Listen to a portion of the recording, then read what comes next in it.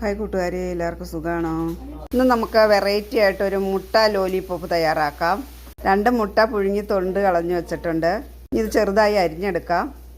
ഇതുപോലെ അരിഞ്ഞെടുക്കാം. ചെറുതായി അരിഞ്ഞെടുത്തു. ഇനി അതിലേക്ക് ഒരു സബോള ചെറുതായി അരിഞ്ഞ് ചേർത്ത് കൊടുക്കാം.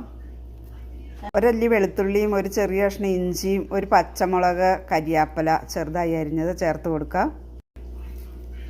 1 സ്പൂൺ കാശ്മീരി മുളക് പൊടി, 1 ടീസ്പൂൺ മഞ്ഞൾപ്പൊടി, 1 സ്പൂൺ മീറ്റ് മസാല, 1 ടീസ്പൂൺ കുരുമുളക് പൊടി, 1 സ്പൂൺ ഗരം മസാല, 3 സ്പൂൺ മൈദ ചേർത്ത് കൊടുക്കാം.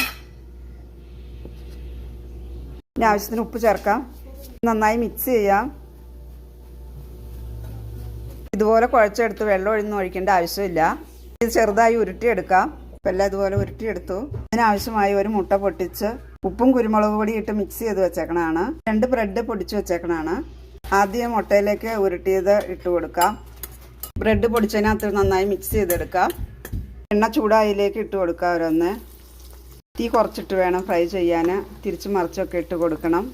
അപ്പം എൻ്റെ വീഡിയോ കാണുന്നവർ, വീഡിയോ ഇഷ്ടപ്പെട്ട സബ്സ്ക്രൈബ് ചെയ്യാത്തവരൊന്ന് സബ്സ്ക്രൈബ് ചെയ്യണേ. ലൈക്ക് ചെയ്യുകയും ഷെയർ ചെയ്യുകയും കമൻറ്റ് ചെയ്യുകയും ഒക്കെ ചെയ്യണേ. ഇതുപോലെ ഒരു ഗോൾഡൻ കളറാകുമ്പം വാങ്ങണം. ബാക്കിയെല്ലാം ഫ്രൈ ചെയ്തെടുക്കുക.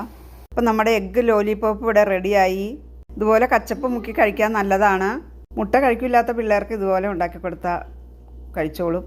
അപ്പോൾ എല്ലാവരും ഇതുപോലെ ഒന്ന് ട്രൈ ചെയ്ത് നോക്കണേ.